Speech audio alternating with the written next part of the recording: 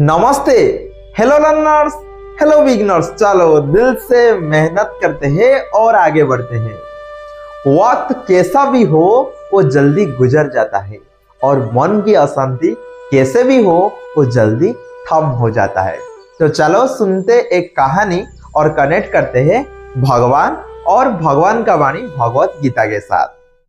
कहानी है एक विशाल समृद्ध साम्राज्य का एक राजा का, जिसके पास सब कुछ था। सोने का महल था, करोड़ों लोग का सम्मान और इस इतना बड़ा साम्राज्य का पदाधिकारी थे और अनगिनत सैनिक भी इसके पास थे। लेकिन राजा कभी खुश नजर में नहीं आ रहे थे। राजा अंदर से अशांत रहते थे और इसके साथ जब इस रात में सोने के लिए जाते इसको नींद अच्छे से नहीं आ रहा था। जब ये नींद नहीं आ रहा था तो रातों में ये खिड़की से बाहर जाके तारे से बात कर रहे थे और पूछते हैं मेरे को और क्या चाहिए, मैं इतना अंदर से खुश क्यों नहीं हूँ, मैं इतना अशांत क्यों लगता हूँ, तो शांति कहाँ मिलेगा। तो इसे प्रश्न के साथ अंदर से वो डूबते जा रहे थे। तो एक दिन राज दरबार में राजा ने घोषित किए, मेरा अशांत होने का रहस्य और शांति होने का मार्ग जो बताएगा, ये जो मांगेगा मैं इसको उपहार दे दूंगा। टोटल साम्राज्य में एक प्रश्न फैल गया है। राजा ने खुश नहीं है और खुशी का रीजन जो बता देगा राजा ने सब कुछ दे देंगे।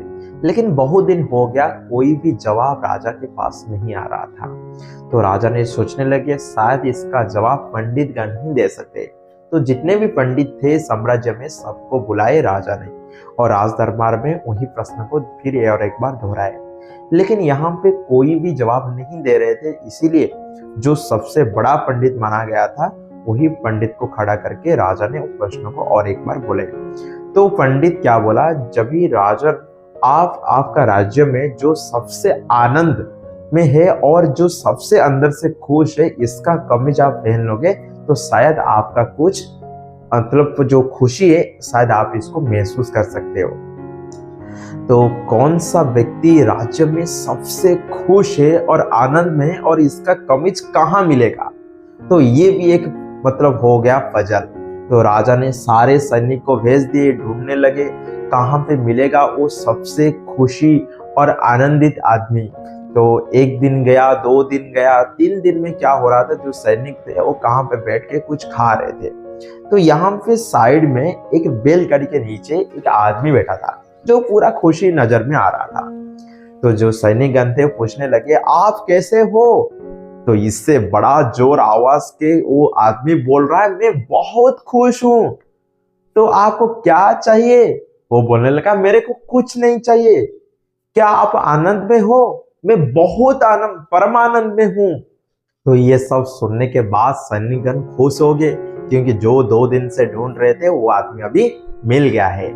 तो अभी सैनिकगण यहाँ पे फटाफट वो व्यक्ति के पास जाके, तो आपको क्या चाहिए, आप खुशी का रीजन बता दो, जो मांगोगे वो आपको मिल जाएगा। वो व्यक्ति ने फिर हंसने लगा, मेरे को क्या चाहिए, मैं तो खुश हूँ, फिर मैं क्या मांगूंगा आपको।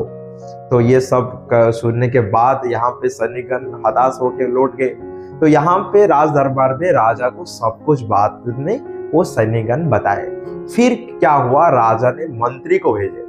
तो मंत्री भी आया, वो पूछने लगा बता दो आप खुशी किस लिए हो, आप इतने आनंद में कौन सा रीजन व कौन सा रहस्य इसके पीछे बता दो, जो मांगोगे आपको मिलेगा, राज्य मांगने से भी आपको राज्य भी मिल जाएगा। ये सुनने के बाद वो व्यक्ति फिर हंसने लगा, मेरे को कुछ नहीं चाहिए, आप यहाँ से चला जाओ। तो ये सुनने के बाद मंत्री आके फिर राजा को बोले, वो व्यक्ति बोल रहा है मेरे को कुछ नहीं चाहिए, मैं खुश हूँ, आनंद में हूँ, आप यहाँ से चला जाओ। तो राजा ने खुद आए वो व्यक्ति के पास, पूछने लगे आप बता दो आप किस लिए खुश हो, आप शांति का रहस्य क्या है, मेरे को बता दो। तो यहाँ पे व्यक्ति कुछ खा रहा था, बोलने लगा मैं अभी खा रहा हूँ राजन, अभी मैं इस जवाब देने के लिए मैं तैयार नहीं हूँ, मैं खाने के बाद सो जाऊंगा, आप चला जाओ।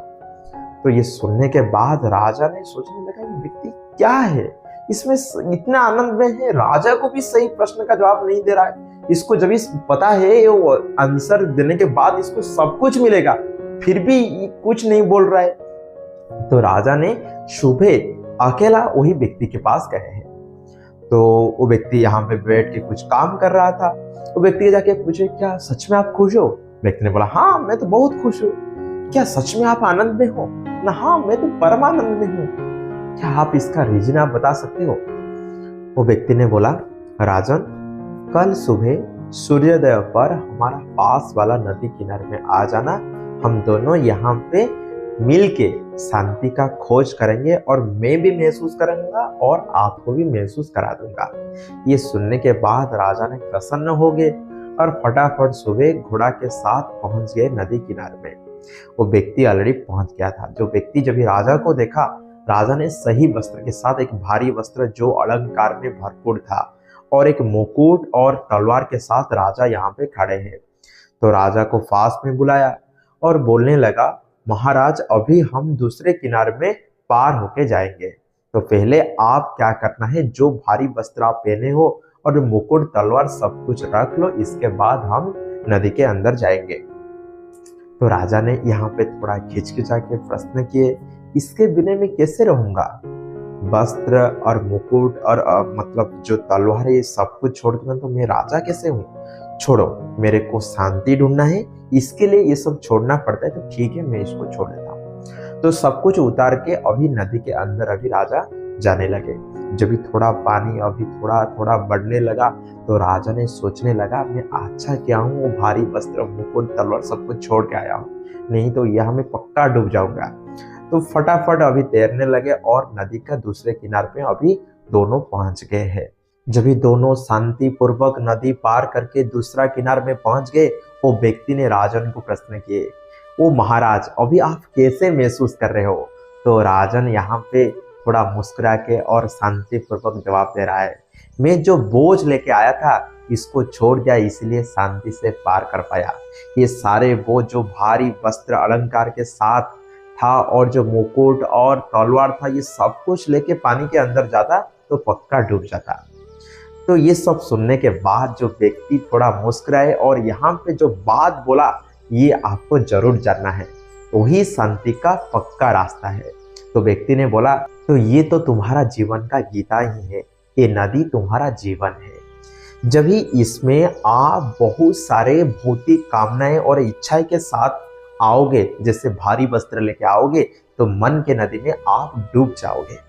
फिर जो आपका मुकुट है, आपका साम्राज्य है, जो आपके पास है, ये है तुम्हारा ममत्व भाव, ये मेरा भाव, ये सब कुछ मेरा है, ये भाव को भी छोड़ना पड़ेगा। जो आपका तलवार है, ये आपका अहंकार है, इसको त्याग करने के बाद आपके अंदर विनम्रता भाव पैदा होगा और विनम्रता भाव जब भी पैदा होता है तब जाके हम आत्मा का स्वरूप आनंद को महसूस कर पाते हैं। जब ये सब सुनने के बाद राजा खुद के लाइफ में इसको अप्लाई कर दिए तो वही राज्य, वही राजपाट, वही महल था, लेकिन राजा खुद को बदलते हैं। मुस्कान के साथ, प्रेम भाव के साथ खुद का जीवन यापन किए। तो प्रजा के लिए शासन तो कर रहे थे, लेकिन प्रेम भाव नहीं था, वो प्रेम भाव अभी आने लगा। इसके साथ जो राज्य सोच रहे थे ये मेरा है, ये इसको ममत्व छोड़ने के बाद ये अभी अहंकार ही छोड़ दिया, अभी मुस्कान के साथ वो लाइफ में आगे बढ़े। तो कहानी बहुत छोटा है, लाइफ में सिखाता है बहुत बड़ा बात। पहला बात, जितना आपका भौतिक इच्छाएं और कामना होगा तो इतना आपका चिंता बढ़ते जाएगा, और जितना मैं और मेरा भाव आएगा इतना आपका अहंकार बढ़ेगा। अहंकार के द्वारा आपका बुद्धि का विनाश होगा, और बुद्धि जब विनाश हो जाता है आपका सब कुछ विनाश हो जाता है। तो ये सब छोड़ने के बाद आपका जो स्वरूप है आत्मा का आनंद को महसूस कर पाओगे। तो ऐसे तुम्हारा भगवान भगवद गीता चैप्टर 2 तुम्हारा सांख्य योग में 71 श्लोक में ऐसे बोलते हैं, विहाय कामञ्च सर्वान् पुमांश्चरति निःस्पृहः निर्ममो निरहंकारः सः शान्तिमधिगच्छति। तो भगवान यहाँ पे बोल रहे, हे अर्जुन, हे पार्थ, जो व्यक्ति, जो मनुष्य सब कुछ भौतिक इच्छा और कामना को छोड़ देता है और निष्काम भाव से खुद का कर्म करता है और जो व्यक्ति खुद का जो मिथ्या अहंकार होता है और जो मेरा भाव मोह सब कुछ मेरा है, जो ममत्व को छोड़ देता है, वही व्यक्ति ही प्रकृत शांति को महसूस कर पाता है। तो आज यहाँ से हम स्टोरी और भगवत गीता का श्लोक के साथ हमारा happy and joyful life with Bhagavad Gita session को यहाँ पे समाप्त करते हैं। मिलते हैं हमारा अगले एक स्टोरी और नया श्लोक और कुछ सीखने के साथ। धन्यवाद, नमस्ते।